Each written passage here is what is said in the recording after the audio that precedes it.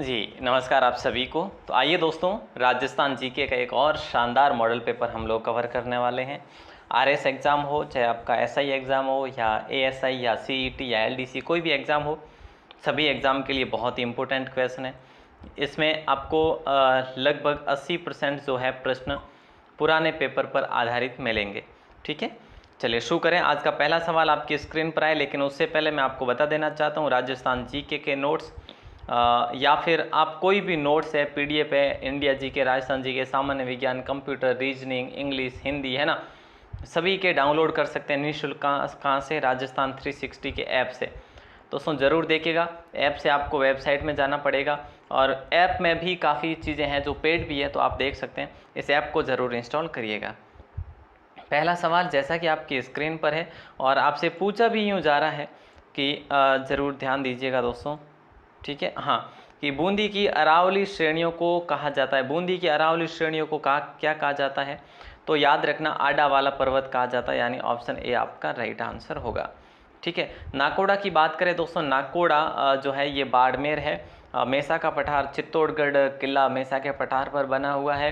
तो मुकुंदवाड़ा की पहाड़ियों की बात करें दोस्तों, तो मुकुंदवाड़ा की पहाड़ियाँ कहाँ पर है, ये आपको कमेंट करके बताना है। दूसरा सवाल है, जिस जिले में वार्षिक वर्षा में विषमता का प्रतिशत सर्वाधिक है, वह जो है ना, वह है जैसलमेर दोस्तों। ऑप्शन सी को लॉक करेंगे। और सबसे गर्म गांव की बात करें, सबसे शुष्क गांव की बात करें, सम है जैसलमेर का, है ना। अगला सवाल है नंबर 3 की मिट्टी का वायु, जल, हिमानी आदि कारकों द्वारा एक स्थान से दूसरे स्थान पर स्थानांतरण होने से उपजाऊपन नष्ट होने की समस्या को कहा जाता है।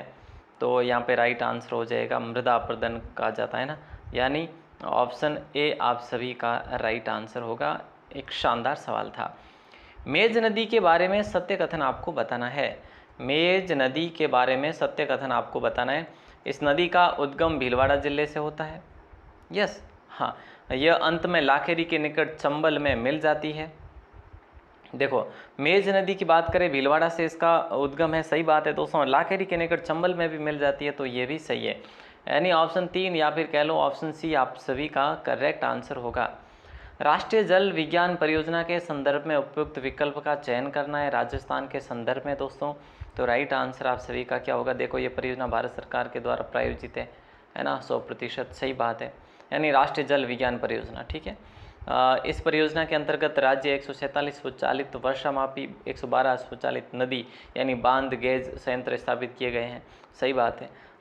इस परियोजना के अंतर्गत सर्वप्रथम बीसलपुर बांध पर स्कोडा प्रणाली को स्थापित किया, यानी supervisory control and data execution, है ना। तो उपरोक्त सभी को लॉक करेंगे दोस्तों। ऑप्शन डी आपका लॉक हो जाएगा। शानदार सवाल था। आदिवासियों में हरे सोने के नाम से प्रसिद्ध वृक्ष कौन सा है? आदिवासियों में हरे सोने के नाम से प्रसिद्ध वृक्ष कौन सा है? तो ऑप्शन सी को लॉक करेंगे। बांस जो है इसे हरा सोना कहा जाता है दोस्तों। ठीक है, और सर्वाधिक बात करें तो उस साइड में ही है, जैसे दक्षिणी राजस्थान में ना। निम्न में से कौन सी फसलों को नगद फसलों की श्रेणी में माना जाता, बताइए। निम्न में से कौन सी फसलों को नगद फसलों की श्रेणी में माना जाता है? तो राइट आंसर आप सभी का हो जाएगा ऑप्शन ए, कपास, गन्ना, रतनजोत। कपास, गन्ना, रतनजोत, यानी ऑप्शन ए आप सभी का सही आंसर होगा। अगला सवाल है, राष्ट्रीय राजमार्ग संख्या 15 पर स्थित शहरों का क्रम जो है ना, वो है। तो यहाँ पे राइट आंसर होगा राष्ट्रीय राजमार्ग संख्या 15 पर जो है ना, वो गंगानगर है, फिर बीकानेर है, फिर जैसलमेर है, फिर बाड़मेर है, यानी ऑप्शन ए होगा। और यहाँ पे ऑप्शन ए होगा। ठीक है, चलिए, ग्राम स्तर पर पंचायती राज व्यवस्था की आधारशिला माना जाता है। तो बताइए दोस्तों, ग्राम स्तर पर पंचायती राज व्यवस्था की आधारशिला माना जाता है। तो ऑप्शन ए को लॉक करेंगे, ग्राम सभा। अब देखो, ग्राम सभा है पहली, तो दूसरी ग्राम पंचायत समिति है, और तीसरा जिला परिषद है ना। इससे ही तो कहा गया है त्रिस्तरीय पंचायती राज, है ना, व्यवस्था, त्रिस्तरीय पंचायती राज व्यवस्था था। ठीक है दोस्तों, अच्छा सवाल है आपका। और अगला सवाल है, राठी प्रजाति कौन सी दो गायों की संकर प्रजाति है, यानी कि मिश्रित प्रजाति ऐसे कहा जा रहा है? तो याद रखना, सिंधी और साहीवाल। दोस्तों देखो, सवाल कितना शानदार है, सिंधी शाही, है ना। सिंधी या सिंध कह लो, सिंध और साहीवाल दोनों की मिश्रित नस्ल कौन सी है, वो है राठी। और राजस्थान के राठी गाय को राजस्थान की कामधेनु भी कहा जाता है। राजस्थान की कामधेनु किसे कहा जाता है, राठी को कहा जाता है। डीपीएपी यानी ड्रॉ है ना, प्रॉन एरिया प्रोग्राम कार्यक्रम कितने जिलों में चल रहा है बताइए।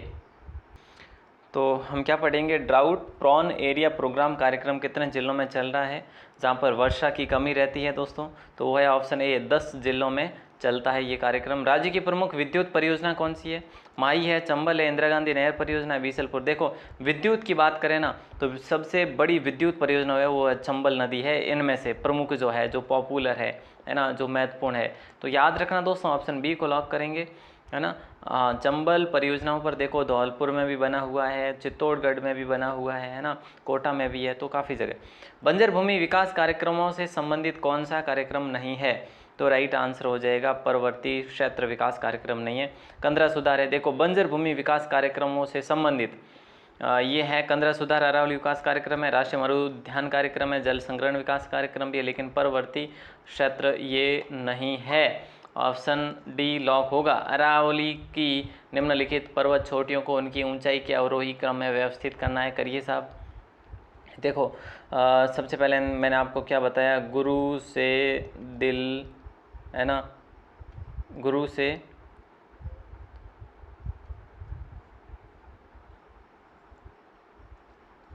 दिल जरा ऊंचा रखो, मैंने आपको कई बार बताया, गुरु से दिल जरा ऊंचा रखो, यानी गुरु शिखर पहले, तो है ना, पहले गुरु शिखर ऑप्शन में नहीं है।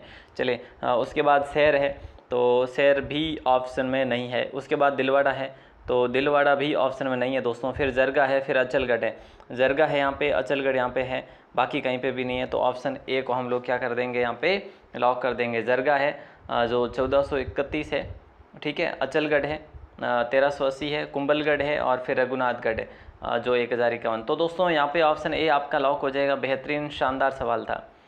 अगला सवाल है, फर्स्ट लिस्ट को सेकंड लिस्ट के साथ सम्मिलित करना, सही कूट का चयन करना है, और करो साहब, क्या होगा राइट आंसर। वागड़ का गांधी गोकुल भाई भट्ट को कहते हैं क्या, नहीं सर, वागड़ का पूछा है ना तो फिर भोगीलाल पांड्या को कहेंगे। राजस्थान का लौह पुरुष जो है दामोदर दास व्यास को कहा गया, राजस्थान का गांधी गोकुल भाई भट्ट को कहा गया, किसान आंदोलन का नेता या जनक विजय सिंह पत्ती को कहा गया। तो पहले में आएगा 4, दूसरे में आएगा 3, है ना, मैंने आपको क्या बताया, पहले वही करे जो आपको आ रहे हो, है ना। चौथे में आएगा आपके, तीसरे में आएगा 2 और चौथे में आएगा 1, यानी 1 2 3 4 उल्टा गिनना, 1 2 3 4, यानी ऑप्शन डी को लॉक कर देंगे 15 में भी। Yes no, yes sir. अगला सवाल आपकी स्क्रीन पर है, निम्न में से सुमेलित करना है। यहाँ पर इस प्रकार के सवालों में हम कंफ्यूज हो ही जाते हैं, क्योंकि वर्ष दे रखे हैं और वर्षों में बिल्कुल है ही है, स्वाभाविक है। यस नो, बिल्कुल। तो यहाँ पे आपका राइट आंसर हो जाएगा ऑप्शन, कौन सा करें, देखो राजस्थान सेवा संघ की बात करें तो 1919 सही बात है, 1919 है ना, क्योंकि 1920 में इसको अजमेर में स्थापित किया था, ये वर्धा में हुआ था उस समय। तो यहाँ पे तो पहले में तो 4 आएगा ही आएगा, ठीक है, कन्फर्म है, यहाँ पे भी है, यहाँ पे भी है। उसके बाद में मारवाड़ हितकारिणी सभा की बात करें तो दोस्तों 1923 है, तो 3 यहाँ पर भी आएगा, ठीक है, 3 यहाँ पे भी आ रहा है, यहाँ पे भी, चलो ठीक है भाई। अखिल भारतीय देशी राज्य लोक परिषद की बात करी जाती है तो 2 आएगा दोस्तों, क्या बात है, 2 1927, ठीक है, और उसके बाद 1 रह जाता है नरेंद्र मंडल 1921। तो यहाँ पे दूसरा भी सही है, चौथा भी सही है, करेक्ट है, यस। तो ऑप्शन ऐसे ही दे दिए, कोई बात नहीं। अगला सवाल है, खेराड़ी बोली किस क्षेत्र में प्रचलित है, बताइए दोस्तों, ये एग्जाम में सवाल पूछा गया है। तो खेराड़ी बोली किस क्षेत्र में प्रचलित है, टोंक और भीलवाड़ा में खेराड़ी बोली प्रचलित है। जयपुर दौसा में ढूंढाड़ी है दोस्तों, ठीक है। और अगला सवाल आपके स्क्रीन पर है, मूर्णोत नैणसी की री ख्यात के संदर्भ में निम्न में से सत्य कथन क्या है। देखो साहब, ये मारवाड़ी और डिंगल भाषा में लिखी गई है, क्या ये सत्य बात है। Yes sir. नैणसी ने इसमें राजपूतों की 36 शाखाओं का वर्णन किया है, ठीक है। इसमें तत्कालीन समय के सभी परगनों की आमदनी, ठिकानों की रेख, चाकरी, भूमि की किस्म, फसलें, सिंचाई के साधनों का वर्णन किया गया है, और इसे राजस्थान का गजेटियर भी कहा जाता है। तो देखो साहब, यहाँ पे हम लोग यूँ कहें, उपरोक्त सभी को ही लॉक करेंगे हम लोग, यानी ऑप्शन डी आप सभी का करेक्ट आंसर होगा। एक बहुत ही शानदार सा सवाल था। अगला सवाल है कि वृहत राजस्थान में विलय होने से संयुक्त वृहत राजस्थान नामकरण हुआ। किस प्रदेश के वृहत राजस्थान में विलय होने से संयुक्त वृहत राजस्थान नामकरण हुआ? देखो किस प्रदेश के, जोधपुर जयपुर तो दोनों साथ ही थे, है ना। तो यहाँ पे हम लोग अगर उदयपुर को लॉक कर दें या मत्स्य संघ को लॉक कर दें, या क्योंकि ये दोनों तो साथ ही थे, इन दोनों के मिलने से तो राजस्थान संघ बना था, तो यहाँ पे मत्स्य हो जाएगा आपका राइट आंसर, ठीक है। और मत्स्य की बात करें दोस्तों, सबसे पहले जो हुआ था मत्स्य संघ। अगला सवाल है कि छोटी तीज का त्यौहार किस महीने में मनाया जाता है, बताइए। छोटी तीज का त्यौहार श्रावण महीने के मास में मनाया जाता है। और अगला सवाल श्रावण शुक्ल तृतीया को। अगला सवाल निम्न में से सुमेलित करना है, और बड़ा शानदार सवाल है। देखो साहब क्या ही होगा इसका राइट आंसर, बताओ। देखो कुर्जा, कागा, केसरिया बालम, झोरावा, ये गीत है, और ये गीत की विशेषताएं बताएं, या फिर इसका वर्णन, या इसका आयोजन कब होता है ना। चलो, कुर्जा, प्रेमिका द्वारा अपने प्रेमी की याद में कोए को संदेश देकर प्रेमी को बुलाने हेतु गाया जाने वाला गीत, ये कागा होगा दोस्तों, ठीक है। अपने प्रेमी की प्रतीक्षा में व्यथित स्त्री का वर्णन, ठीक है। विरहनियों, जो आए ना वही करें। विरहनियों द्वारा अपने प्रेमी को कुर्जा पक्षी द्वारा संदेश भेजते हुए गाया जाने वाला गीत, एलो साहब कुर्जा। 2 आ गए आपको, यानी बी में तो आपको 1 करना है, बी में यहाँ पे 1 हो गया, यहाँ पे भी है, और ए में आपको 3 करना है। ए में आप 3 यहाँ पर भी है, यहाँ पर भी है। चलो अभी काम बना नहीं है। पति के प्रदेश जाने पर उसके वियोग में गाया जाने वाला गीत, और जोरावा, अपने प्रेमी की प्रतीक्षा में व्यवस्थित स्त्री। अब देखो यहाँ पे हम बात करें ना दोस्तों, तो दोनों में अपन कन्फ्यूज है कि नहीं, बहुत सारे। तो यहाँ पे आपका राइट आंसर ऐसे होगा, देखो सी, केसरिया बालम। केसरिया बालम अपने प्रेमी की प्रतीक्षा में व्यवस्थित स्त्री का वर्णन जो होता है वो केसरिया बालम गीत गाती है। और जोरावे की जब बात करें तो जोरावे में क्या होता है, पति के प्रदेश जाने पर उसके वियोग में गाया जाने वाला गीत जो है वो जोरावे। यहाँ पे ऑप्शन ए आपका राइट आंसर हो जाएगा, बिल्कुल करेक्ट होगा। और अगला सवाल देखो, केसरिया बालम किस शैली का गीत है। अभी अभी हमने बात करी केसरिया बालम के बारे में, और शैली भी पूछी जा रही है, तो मांड गायिका है, मतलब मांड शैली में ये गीत गाया जाता केसरिया बालम। और सबसे पहले अल्लाह जिलाई भाई ने गाया था वैसे ये, ठीक है। 4 बेत जो राजस्थान की प्रचलित लोक गायन शैली है, कहाँ की प्रसिद्ध है, बताइए। आप कहेंगे सर टोंक की है। 4 बेत कहाँ की प्रसिद्ध है, 4 बेत टोंक की प्रसिद्ध है, याद रखना मेरे दोस्त। अगला सवाल देखो, किस कलाकार ने गोपीचंद और हीर रांझा तमाशा प्रारंभ किया था, बताइए।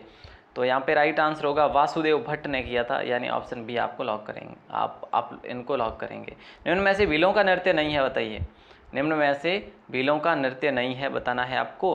ऑप्शन डी बांगड़िया। देखो भीलों का नहीं है, गैर भीलों का है, नेजा भी है, गौरी भी है, युद्ध भी है ना, और महामना भी है। लेकिन यहाँ पे वागड़िया जो है ना, ये किसकी है, जैसे वागड़िया है, शंकरिया है ना, इंडोनी है, ये जो है ना ये किसके हैं, ये कालबेलियाओं के नृत्य है,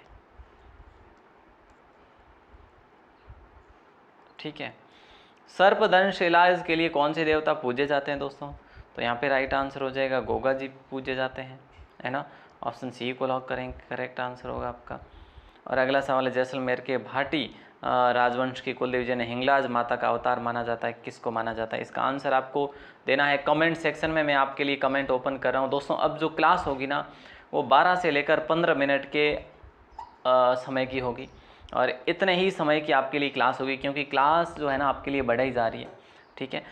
2 या 3 क्लास दिन में करेंगे, 12 से 15 मिनट। और आप जिस भी एग्ज़ाम की तैयारी कर रहे हैं आप हमारे साथ जुड़ें, आपके लिए बेटर है कि आप कम समय में बहुत सारे प्रश्नों का जो है समावेश कर सकें।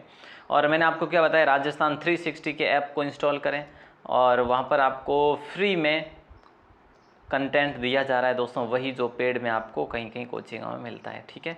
ज़रूर देखें। ऑल द बेस्ट आप सभी को। जय हिंद, वंदे मातरम।